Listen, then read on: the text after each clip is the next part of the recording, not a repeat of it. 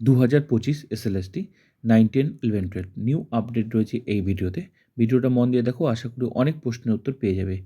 এই মুহূর্তে সবচেয়ে গুরুত্বপূর্ণ আপডেট হলো আমি 9, 10 এর life science cut off share করব ফাইনাল প্যানেলের। 20-র মধ্যে ইন্টারভিউ অ্যান্ড ডেমো মিলে 20-র মধ্যে টোটাল কত মার্কস পেলে তোমার নামটা ফাইনাল প্যানেলে থাকবে, মানে তোমার চাকরি কনফার্ম। আর এই 20-র মধ্যে কত মার্কস পেলে তোমার নামটা ওয়েটিং লিস্টে চলে যাবে, সেটাও আমি তোমাদের ডিটেলসে ক্যাটাগরি ভিত্তিক আমি তোমাদের শেয়ার করব। তো তোমরা ভিডিওটা মন দিয়ে দেখো, প্রত্যেকটা ক্যাটাগরির আমি তোমাদের ডিটেলসে বলছি। দেখো, কিছুদিনের মধ্যেই তোমরা জানো যে 11-12 আগে কাউন্সেলিংটা হবে, তোমার এদের প্রসেসটা কমপ্লিট হবে, তারপর কিন্তু তোমাদের এই কাউন্সেলিং মোটামুটি শেষের পথেই তোমাদের শুরু হয়ে যেতে পারে। তোমাদের অপেক্ষা করতে হবে, কারণ যা খবর রয়েছে মোটামুটি ফেব্রুয়ারি মাসেই হচ্ছে 11-12 কমপ্লিট হয়ে যাবে, তারপর কিন্তু তোমাদের শুরু হওয়ার কথা রয়েছে। তো এখন দেখা যাক। কিন্তু বিষয় হচ্ছে, তোমাদের কিছু বিষয় তোমাদের মাথার মধ্যে রাখতে হবে, যাতে নামটা কোনো মতেই ওয়েটিং লিস্টে না যায়। তার জন্য তোমাকে কি করতে হবে? তার জন্য তোমাকে তোমার হাতে এখন যেটুকু সময় আছে তুমি ফোকাস করো তোমার সাবজেক্টটাকে, আর ফোকাস করো তোমার হচ্ছে ডেমোটাকে। বাড়িতে প্রতিদিন 3 বা 4 বার করে প্র্যাকটিস করো। যদি তুমি ডেমোটা আর ইন্টারভিউ যদি ভালো দিয়ে দিতে পারো, তাহলে কোনো ক্ষমতা নেই তোমাকে সেই ওয়েটিং লিস্টে রাখে। সিট বেশি, চাকরি কনফার্ম। ক্যান্ডিডেট কমে যাচ্ছে, 11-12 বেশিরভাগ চাকরি পেয়ে গেছে, তো ওখানে আর তোমার কম্পিটিশন এমনি কমে গেল। ঠিক আছে? তো অনেক কারণেই, আবার ভেরিফিকেশন একটা ওখানেও ব্যাপার আছে। অনেক ক্যান্ডিডেট আবার ভুয়ো তথ্যের জন্য ভেরিফিকেশনও বাদ যাবে। তো এক তো অনেকগুলো দিক থেকে মানে তোমার চাকরির ওখানে সম্ভাবনা বেড়ে গেছে, তার মধ্যে যদি তুমি আবার ইন্টারভিউটা ভালো দিয়ে দাও, তাহলে কিন্তু তোমার মানে তোমার নাম কখনোই তোমার ওয়েটিং লিস্টে যাবে না। তাহলে যাবে কাদের ওয়েটিং লিস্টে? হ্যাঁ, যাবে। সবাই তো আর ভালো ইন্টারভিউ দিতে পারবে না, তবে যারা একটু সতর্ক তারা কিন্তু অবশ্যই কোয়ালিফাই করবে এবং সিটের মধ্যে থাকবে। আরেকটা কথা বলছি তোমাদের, মানে 9-10-এ ওয়েটিং লিস্ট থেকেও কিন্তু প্রচুর চাকরি হবে। 11-12-এ যতটা হবে তার থেকে বেশি পরিমাণে কিন্তু ওখানে ওয়েটিং লিস্ট থেকে হবে। তো চিন্তার কোনো কারণ নেই।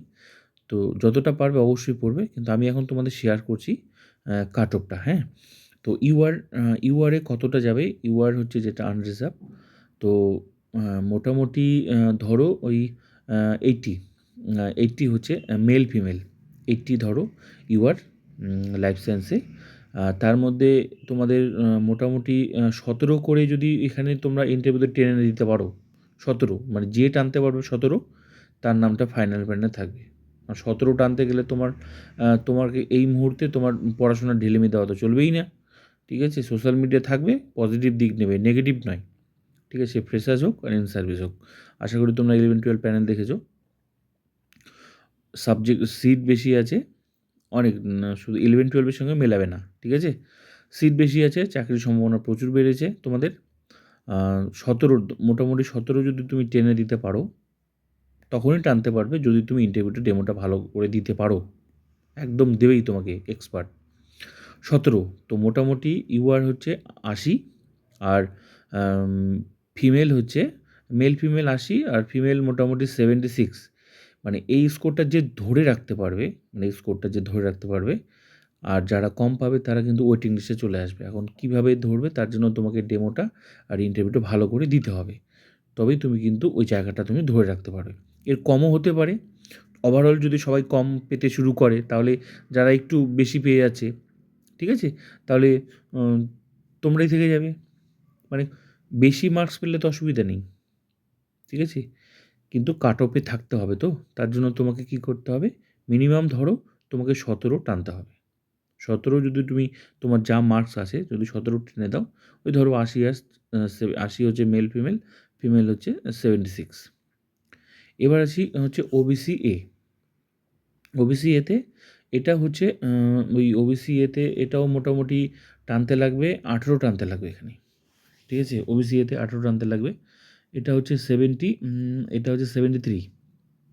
OBC A 73। ঠিক আছে? তো এই মোটামুটি 18 যদি এখানে টেনে দিতে পারো, এখানে মেল ফিমেল, ঠিক আছে, 18 যদি টেনে দিতে পারো, তাহলে তোমরা কিন্তু ওই ফাইনাল প্যানেলে জায়গাটা রাখতে পারবে। 18 টানতে হবে। কমও হতে পারে, আমি একটু হিসাবে আমি একটু বেশিই ধরেছি, কারণ সম্ভাবনা একটু বেশি থাকছে, ঠিক আছে? কমও হতে পারে, একদম সম্ভাব্য কাট অফ তো হুবহু যে একদম এটাই আসবে তা তো নয়। একটা আনুমানিক ধরো তুমি 18 পেলে তোমাকে আটকাতে পারবে না, তুমি থাকবেই, ঠিক আছে? তো ওবিসি বি এটার ক্ষেত্রেও তাই, ওই মেল, ফিমেল এখানেও হচ্ছে তোমার মোটামুটি 18ই টানতে লাগবে। এই ওবিসি এ অ্যান্ড বি দুটোতেই বোথ হচ্ছে 18 ভাইভাতে টানতে হবে, তোমার ডেমো অ্যান্ড ইন্টারভিউ মিলে। 18 যদি তুমি টেনে দিতে পারো, তোমার প্যানেলে তোমার নাম থাকবেই। আর 18 তুমি তখনই টানতে পারবে যখন তুমি প্রতিদিন বাড়িতে সিলেবাসটাকে খুঁটিয়ে খুঁটিয়ে পড়বে, আর ডেমোটাকে ভালো করে মানে ওদের সামনে এক্সপার্টদের সামনে তুলে ধরবে, ঠিক আছে? তো ওই মোটামুটি 74 মেল ফিমেল 74, এটা হচ্ছে 70, মোটামুটি এর মধ্যেই সম্ভাবনা রয়েছে প্যানেলে জায়গা। আর এসসি হচ্ছে তোমার ধরো ওই এটাও 18 লাগবে, মিনিমাম 18।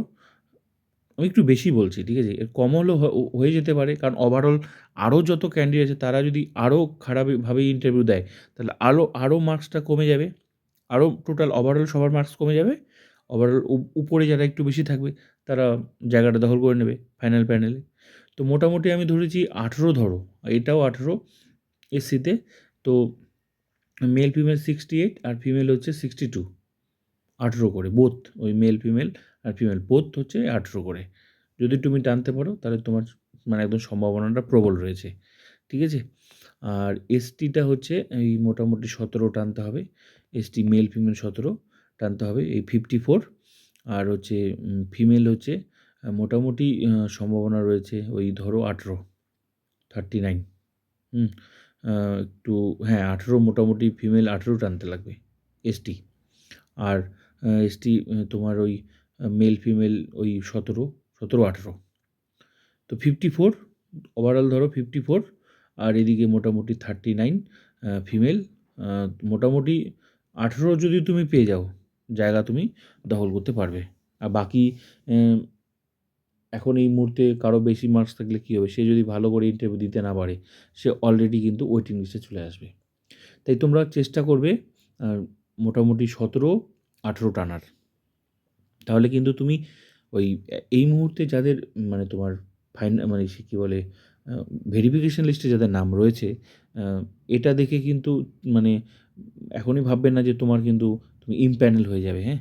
এখানে অনেক দূরে যে আছে সেও যেমন সামনে চলে আসতে পারে, যে আবার সামনে আছে সেও কিন্তু পিছনে চলে আসতে পারে। তো এখানে খেলটা হবে কিন্তু যে ইন্টারভিউ দিতে পারবে সেই। ওভারঅল যারা ভালো ক্যান্ডিডেট, যে সমস্ত ক্যান্ডিডেটরা ভালো ইন্টারভিউ দেবে, তাদের সবার প্রথমে কিন্তু নাম চলে আসবে, ঠিক আছে? তাই তোমাকে টানতেই হবে মিনিমাম এসটিদের মানে যে মার্কস তাতে টানতে হবে 17, 18 টানতে হবে। আর ইডাব্লিউএস ওই মোটামুটি ইডাব্লিউএস বেশিরভাগ সমস্ত সাবজেক্টের ক্ষেত্রেই যে ক্যান্ডিডেট কম আছে, তো ইডাব্লিউএসের মোটামুটি 18 টানতে হবে। তো বেশিরভাগ চাকরি হওয়ার সম্ভাবনা রয়েছে, এমনও হতে পারে যে সবার চাকরি হয়ে যাবে, ঠিক আছে? ইডাব্লিউএস এরকমও হতে পারে। তো ইডাব্লিউএসটা একটু যেহেতু ক্যান্ডিডেট কম, 18 পেলেই মিনিমাম হয়ে যাবে। তো এই ছিল তোমাদের কাট অফের ডিটেলস। তার মধ্যে থেকেও আমি বলছি এটা সম্ভাব্য কাট অফ, চিন্তার কোনো কারণ নেই, এরও কমও যেতে পারে, কমও যেতে পারে। কিন্তু আমি তোমাদের যে মার্কসটা বললাম ভাইভাতে তোমাকে টানতে হবে, ওটা যে টানতে পারবে। এই মুহূর্তে তোমার নাম কোথায় আছে ডাজ নট ম্যাটার।